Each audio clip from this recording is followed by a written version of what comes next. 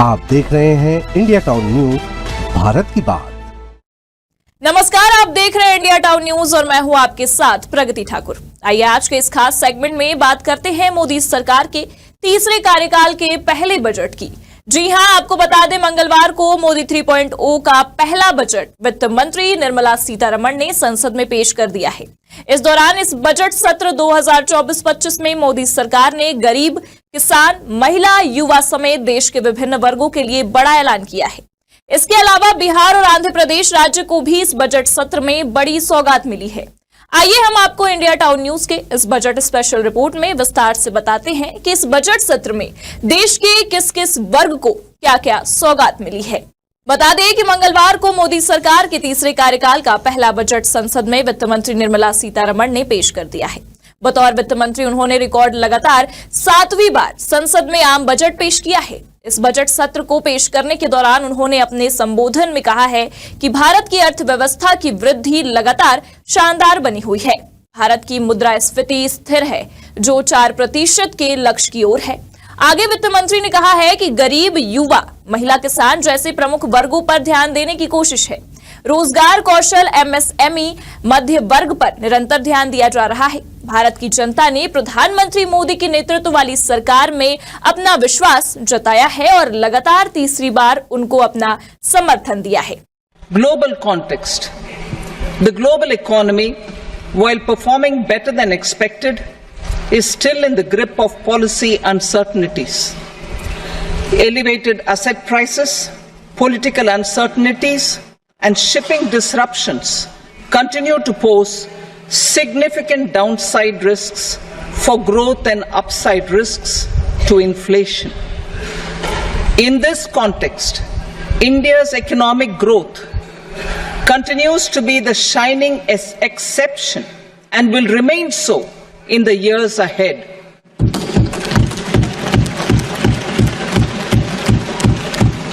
India's inflation continues to be low, stable, and moving towards the 4% target. Core inflation, that is non-food and non-fuel, currently is 3.1%.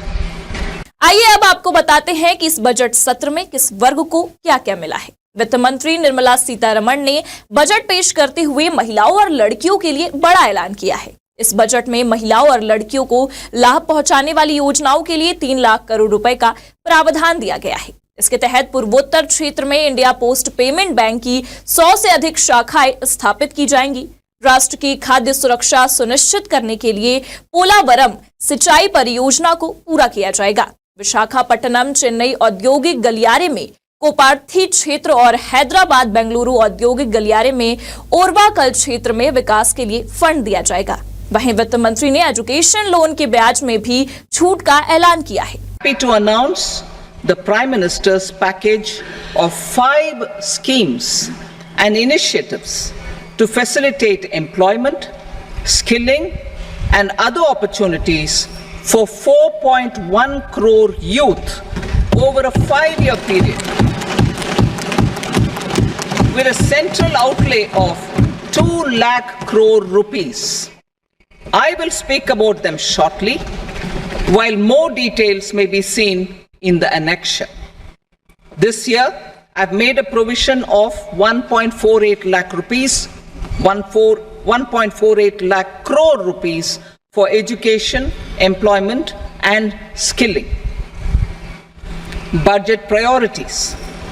The people have given a unique opportunity to our government to take the country on the path of strong development and an all-round prosperity.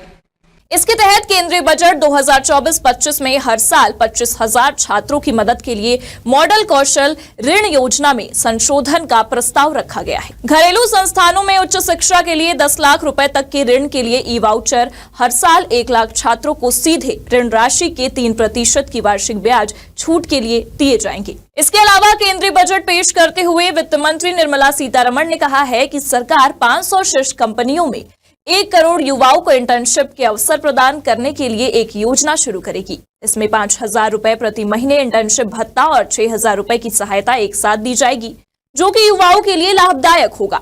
वहीं इस budget में सरकार ने बड़ा ऐलान करते हुए मुद्रा ऋण की सीमा 10 लाख रुपए से बढ़ाकर 20 लाख कर दी है। साथ ही बजट में एमएसएमई और विनिर्माण का विशेष रूप से ध्यान रखा गया है। इस बजट में एमएसएमई को उनके तनाव की अवधि के दौरान बैंक ऋण जारी रखने की सुविधा के लिए नई व्यवस्था का ऐलान किया गया है। Measures for promotion of manufacturing and services, internship in top companies. As the fifth scheme under Prime Minister's package, our government will launch a comprehensive scheme for providing internship opportunities in 500 top companies to 1 crore youth in 5 years. They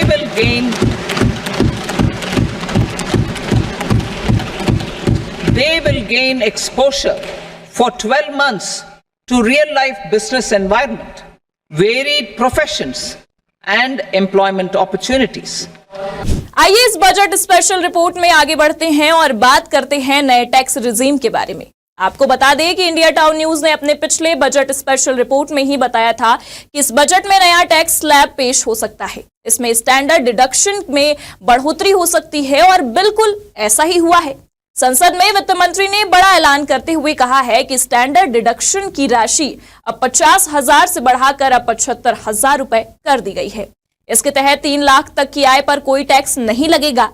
वहीं 3 से 7 लाख तक की कमाई पर 5% income tax देना होगा और 7 से 10 लाख की आय होने पर 10% की दर से आयकर लगेगा। वहीं 10 से 12 लाख के टैक्सेबल इनकम पर 15% की दर से टैक्स लगेगा और 12 से 15 लाख के टैक्सेबल इनकम पर 20% इनकम टैक्स लगेगा। इसके अलावा 15 लाख से ज्यादा के टैक्सेबल इनकम पर 30% की दर से टैक्स लगेगा। इसके अलावा वित्त मंत्री ने इस बजट में देश के पूर्वी राज्यों के विकास के लिए पूर्वोदय स्कीम की घोषणा की है। इसमें बिहार, झारखंड, पश्चिम बंगाल, ओडिशा और आंध्र प्रदेश राज्य के विकास के लिए पूर्वोदय स्कीम की घोषणा की गई है। इसके तहत मानव संसाधन विकास, बुनियादी विकास पर ध्यान दिया जाएगा। इस योजना में बिहार के लिए कई सौगात है। अमृतसर कोलकाता औद्योगिक कॉरिडोर के तहत गया में औद्योगिक केंद्र बनाया जाएगा। सांस्कृतिक केंद्रों को आधुनिक आर्थिक केंद्र के रूप में विकसित किया जाएगा और इस मॉडल को विकास भी विरासत भी का नाम दिया जाएगा। वहीं इस बजट सत्र 2024-25 में केंद्र ने बिहार और आंध्र प्रदेश राज्य को बड़ी सौगात दी है। बता दें कि इसको लेकर पहले से ही कयास लगाए जा रहे थे कि इस बजट सत्र में बिहार और आंध्र प्रदेश केंद्र सरकार से बड़ी मांग कर सकता है और हुआ भी कुछ ऐसा ही। केंद्र सरकार ने बिहार को 26,000 करोड़ रुपए की सौगात दी है। वहीं आंध्र प्रदेश के लिए 15,000 करोड़ रुपए की अतिरिक्त राशि का ऐलान किया गया है। इसके तहत बिहार में पटना पूर्णिया एक्सप्रेसवे, बक्सर भागलपुर एक्सप्रेसवे और बोधगया राजगीर वैशाली दरभंगा एक्सप्रेसवे का निर्माण किया जाएगा। इसके अलावा बक्सर में गंगा नदी पर 2 लेन का पुल भी बनाया जाएगा। साथ ही केंद्र सरकार ने काशी की तर्ज पर बिहार के गया में विष्णुपद मंदिर और महाबोधि मंदिर कॉरिडोर का निर्माण करने का फैसला किया है। इसके अलावा आंध्र प्रदेश के लिए भी सरकार ने अहम घोषणाएं की हैं। राज्य में राजधानी की जरूरत को स्वीकार करते हुए केंद्र राज्य को अलग अलग एजेंसियों के माध्यम से सहयोग देगा। इस वित्त वर्ष में 15,000 करोड़ रुपए इसके लिए व्यवस्था की गई है। निर्मला सीतारमण ने कहा है कि पोलावरम सिंचाई परियोजना को भी सरकार पूरा करने जा रही है। आंध्र प्रदेश पुनर्गठन एक्ट के तहत विशाखापट्टनम, चेन्नई औद्योगिक गलियारे में कोपार्थी क्षेत्र और हैदराबाद बेंगलुरु औद्योगिक गलियारे में ओरवाकल क्षेत्र में विकास के लिए फंड दिया जाएगा। इसके अलावा वित्त मंत्री ने यह भी कहा है कि इस बजट सत्र में 5 करोड़ आदिवासियों के लिए उन्नत ग्राम अभियान शुरू किया जाएगा और बाढ़ से निपटने के लिए 25,000 बस्तियों में मौसम के अनुकूल सड़क बनाया जाएगा। साथ ही टूरिज्म पर भी विशेष ध्यान दिया जाएगा। वहीं बजट पेश होने के बाद प्रधानमंत्री नरेंद्र मोदी, लोकसभा में नेता प्रतिपक्ष राहुल गांधी, सपा प्रमुख अखिलेश यादव के साथ साथ अन्य कई नेताओं और मंत्रियों ने इस पर अपनी प्रतिक्रिया दी है। पिछले 10 वर्षों में 25 करोड़ लोग गरीबी से बाहर निकले हैं। ये जो न्यू मिडिल क्लास बना है, यह बजट उनके सशक्तिकरण की निरंतरता का बजट है। ये नौजवानों को अनगिनत नए अवसर देने वाला बजट है। इस बजट से शिक्षा और स्किल को नई स्केल मिलेगी। ये मिडिल क्लास को नई ताकत देने वाला बजट है। ये जनजातीय समाज, दलित, पिछड़ों को सशक्त करने की मजबूत योजनाओं के साथ आया है। इस बजट से महिलाओं की आर्थिक भागीदारी सुनिश्चित करने में मदद मिलेगी। इस बजट से छोटे व्यापारियों, एमएसएमईज को, यानी कि लघु उद्योगों का, उसकी प्रगति का नया रास्ता मिलेगा। ये बजट देखने के बाद ऐसा लगा कि उन्होंने दो मित्रों को खुश करने को छोड़ के दूसरे किसी को भी 140 करोड़ जनता को उन्होंने अलग रखा और दो मित्रों को उन्होंने साथ लेकर कुर्सी बचाने का काम किया है। तो कुल मिलाकर ये बजट किसके लिए है अब बाद में मालूम होगा, क्योंकि एक तो हमने बोला कि दो लोगों के खुशी के लिए ज्यादा है। आंदोलन चल रहा है। तो आज जितना लोग बोल रहे हैं, आज जब उनकी पार्टी केंद्र में थी, हम तो 10 के बाद से शुरू किए हुए थे। लगातार सब जगह कितना आंदोलन, पटना, कहाँ कहाँ नहीं कितना हुआ है सब आप जानते हैं। और हम लोग कर रहे थे, लोग जितना काम करवाए उसको देखने के लिए आए, तो हम आज नहीं कराए। 14 के बाद तो लोग फिर अलग हट गए, तो नहीं कराए, कितनी भी कोशिश किए तो। लेकिन हम इसके लिए लगातार बोलते रहे और इन लोगों को भी हमने कहा। तो अब एक बात हो रहा था, विशेष राज्य का दर्जा पहले से खत्म हो गया है। हम लोगों ने ही कह दिया कि विशेष राज्य का दर्जा दीजिए या विशेष अधिकार के लिए मदद दीजिए। यहाँ के लिए जो जरूरत है बिहार के लिए, क्योंकि बिहार को भी आगे बढ़ना है। तो बहुत कुछ किया है, आप जानते हैं कैसे बुरा हाल था बजट का। जब हम लोग 5 से शुरू किए हैं, नवंबर 5 में, तो जो कितना काम करते हुए अब जहाँ देखिए ना कितना जगह पर जाने का रास्ता बना है, कितना ज्यादा स्कूल बना है, कितना एक एक नए नए चीजों का निर्माण हुआ है। अब पटना का ही देखिए ना। देखिए, जब तक किसान और नौजवानों के पक्की नौकरी का इंतजाम नहीं होगा तब तक कोई बड़ा लाभ नहीं पहुंचेगा जनता को। बहरहाल हम लोग की मांग रही थी कि जब तक विशेष राज्य के दर्जे का दर्जा हम लोग को नहीं मिलता, स्पेशल पैकेजेस हम लोग को दिए जाए। मैं धन्यवाद करूंगा मेरे प्रधानमंत्री आदरणीय नरेंद्र मोदी जी का, मैं धन्यवाद करूंगा हमारी वित्त मंत्री आदरणीय निर्मला सीतारमण जी का कि उन्होंने बिहार को जिस तरीके से स्पेशल पैकेजेस देकर, और मेरे लिए बिहारी होने के नाते खुशी की बात है। और मेरी पार्टी लोक जनशक्ति पार्टी रामविलास ने हमेशा बिहार फर्स्ट, बिहारी फर्स्ट के विजन के साथ आगे बढ़ने का काम किया है। इस बजट में बिहार फर्स्ट, बिहारी फर्स्ट को भी धरातल पर उतारने के प्रावधान दिए गए हैं। जहां एक तरफ इंफ्रास्ट्रक्चर इसमें मजबूती देने का काम किया गया है, वहां पे ब्रिजेस बना के, वहां पे क्या कहते हैं मेडिकल कॉलेजेस की बात हो, वहां पे एयरपोर्ट्स की बात हो। तो जहां एक तरफ बिहार के इंफ्रास्ट्रक्चर को मजबूत किया गया है, वहीं वहां की अर्थव्यवस्था को मजबूत देने के लिए वहां पे अलग अलग राज्यों में गया हो, राजगीर हो, अलग अलग राज्यों में जिस तरीके से टूरिज्म को भी वहां पे बढ़ावा देने के लिए प्रावधान किए गए हैं। जिस तरीके से बाढ़ की एक बहुत बड़ी समस्या जिससे हम लोग हमेशा दशकों से हम लोग परेशान रहे हैं, उसके भी समाधान का जिक्र इस बजट में किया गया है। तो मैं मानता हूं बिहारियों के लिए ये बहुत खुशी की बात है और पूरी बिहार की जनता प्रधानमंत्री जी का धन्यवाद करेगी। बट ओवरऑल भी अगर इस बजट को देखा जाए तो पूरी तरीके से समावेशी बजट है। पिछले 10 सालों में भारत की अर्थव्यवस्था, एक मजबूत अर्थव्यवस्था का लाभ हमारे समाज के हर वर्ग को मिले। आदरणीय निर्मला सीतारमण जी द्वारा प्रस्तुत किया गया तीसरी बार मोदी सरकार के बाद का बजट शानदार है, जानदार है, जोरदार है, गरीबों के लिए समर्पित है, किसानों के लिए समर्पित है, महिलाओं के लिए समर्पित है, युवाओं के लिए समर्पित है और देश को तीसरी अर्थव्यवस्था बनाने की एक मजबूत नींव रखने का काम किया गया है। शानदार बजट के लिए मैं माननीय प्रधानमंत्री जी को तो बधाई देता हूं और निर्मला सीतारमण जी का अभिनंदन करता हूं। विपक्ष केवल जब कोई मुद्दा नहीं होता है तो बजट की आलोचना करने का केवल फैशन निभा रहा है, ताकि विपक्ष के पास कोई बजट में कमी निकालने लायक कुछ भी नहीं है, क्योंकि जिस प्रकार का बजट आया है उम्मीद से अच्छा बजट आया। I didn't hear anything about the key issues facing the common people of our country. There was no mention of Manrega. There was no mention or insufficient mention of any steps taken to improve the income of the ordinary person. We have seen far too little from the government when it comes to taking care of the severe income disparities in this country. 2005 से lollipop की बात करता है, अभी तो हमेशा lollipop की बात करता है। अभी कह रहा है कि हम 4 करोड़ नौकरी देंगे, ये देंगे, तो 10 साल में कई ठो नौकरी दी। और बिहार के पलायन का क्या हुआ?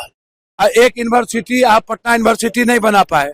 19 साल में आपने एक बार भी, इसके पहले भी डबल इंजन की सरकार थी, दोनों किंग मेकर रहे हैं, आज नीतीश कुमार जी किंग मेकर हैं, तो आपको विशेष पैकेज भी नहीं दिया। अभी आप बजट में कह रहे थे कोसी जो सरकार मांगेगी, कोसी सीमांचल के बाढ़ के लिए, तो सरकार क्या मांगेगी? ये डिमांड तो हमारा है ही, हाई डैम को आप दीजिए। कहने को आम बजट, पर आम जनता के लिए कुछ नहीं। किसानों के लिए बड़े वादे किए थे, पर मिला क्या किसानों को? ना न्यूनतम समर्थन मूल्य का जिक्र आया और ना ही विकास निधि, किसान निधि बढ़ी। बात हुई थी कि हम बेरोजगारी दूर करेंगे, ना स्मॉल स्केल इंडस्ट्री के लिए कुल है, ना मीडियम स्केल इंडस्ट्री के लिए कहां से बढ़ेगा? कुछ पूंजीपतियों के लिए सोने चांदी का दाम तो कम कर दोगे आप, लेकिन आम आदमी की जरूरत का कैसे पूरा करोगे? आज उनके मुंह पर ये करारा तमाचा केंद्र सरकार ने दिया है और उनका हवा निकल गया है आज, और आज उनको मुंह दिखाने के लायक वो नहीं है जिस तरह से वो हल्ला कर रहे थे। बिहार को आज सबसे बड़ा चीज मिला कि पटना से लेके पूर्णिया एक एक्सप्रेस हाईवे लेन मिला है, 26,000 करोड़ रुपया हाईवे पर मिला है। और जितना भी जिला है जहां मेडिकल कॉलेज नहीं है, बिहार सरकार प्रस्ताव देगी, वहां नया मेडिकल कॉलेज खुलेगा। नए एयरपोर्ट का प्रस्ताव दिया गया है। गंगा नदी पर इतना पुल है, उसके बाद भी 2 नया पुल, बिहार में कम्युनिकेशन बढ़े उसके लिए 2 नया गंगा पर पुल दिया गया है। इंपोर्ट डायमंड मार्केट के लिए, एक्सपोर्ट इंपोर्ट के लिए, हर पॉइंट पे, हर सेक्टर पे, upper middle class, poor middle class और गरीब, रूरल एरिया के लिए बहुत, किसान वर्ग के लिए बहुत कुछ, एग्रीकल्चर के लिए बहुत बड़ा खजाना एक बजट खोल दिया। बिहार बम बम हो गया। जो बाढ़ ग्रस्त इलाका है, तो अब हमारा गोरखपुर भी बाढ़ से बचेगा। ये एक ऐतिहासिक, बिहार के लिए, नालंदा यूनिवर्सिटी के लिए, राजगीर के लिए ऐतिहासिक बजट हमने नहीं उम्मीद की थी। इतना शानदार बजट है। पूरा आप देखिएगा कैसे शेयर मार्केट सब कुछ अब कितना शॉर्ट अप करेगा। बहुत है। देखिए, पहले स्पेशल पैकेज मिले, अभी तो ये देख लीजिए, क्योंकि इतना कठिन काम है, सिर्फ आश्वासन से काम नहीं चलता है। कहा जाता है, लेकिन कैसे वो देंगे ये अभी देखने की बात है। इससे सिर्फ घोषणा से काम नहीं होता। आपको बता दें कि 18वीं लोकसभा का दूसरा संसद सत्र 22 जुलाई से शुरू हुआ, जो 12 अगस्त तक चलेगा, और इस 22 दिनों की अवधि के दौरान 16 बैठकें होंगी। इस दौरान सत्र के पहले दिन सोमवार को भारत के आर्थिक सर्वेक्षण को संसद की पटल पर रखा गया। वहीं दूसरे दिन 23 जुलाई को वित्त मंत्री निर्मला सीतारमण ने देश के सामने बजट सत्र 2024-25 को पेश किया। बता दें कि निर्मला सीतारमण देश की पहली ऐसे वित्त मंत्री हैं जिन्होंने लगातार 7 बार संसद में बजट पेश किया है। वहीं दूसरी ओर विपक्ष लगातार सरकार को सड़क से संसद तक घेरने की कोशिश कर रहा है। अब देखना दिलचस्प होगा कि आने वाले दिनों में संसद में विपक्ष किस रणनीति को अपनाता है। आज के इस खास सेगमेंट में फिलहाल इतना ही। देश और दुनिया की बाकी तमाम खबरों के लिए देखते रहिए इंडिया टाउन न्यूज और मुझे दीजिए इजाजत। नमस्कार। आप देख रहे हैं इंडिया टाउन न्यूज, भारत की बात।